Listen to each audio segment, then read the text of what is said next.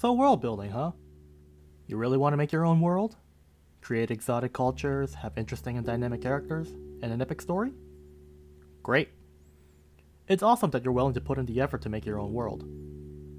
I know it sounds daunting, but it's actually a lot easier than you think. Creating a new world is not that much different from just throwing down ideas you think sound cool. Mash some things together, and you can have a decent outline to work with. And while building a world like that is easy, building a fleshed out one requires that you think of a few more factors. Maybe more than a few. You can't just throw down a bunch of land masses together, place some buildings and people, and hope for the best. That's not how worlds are built. When you make a village, there's a history there that formed that village. When you design characters, there's a reason those characters talk, move, and act the way they do. Rules exist because something happened to force them to be made. Everything that exists has a history behind it. A history that you have to make. Now, where do you go from here? That's up to you.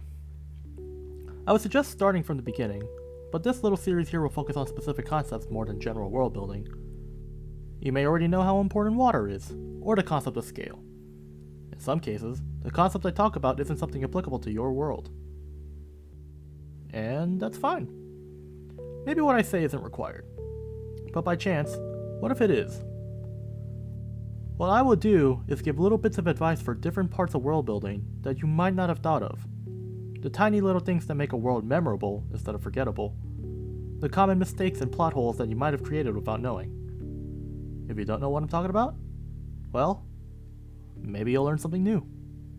Whether you want to make or critique a book, video game, TV show, or whatever medium you prefer, everyone could use a bit of world building experience. So welcome. I hope you learned something new while you're here. See you next time.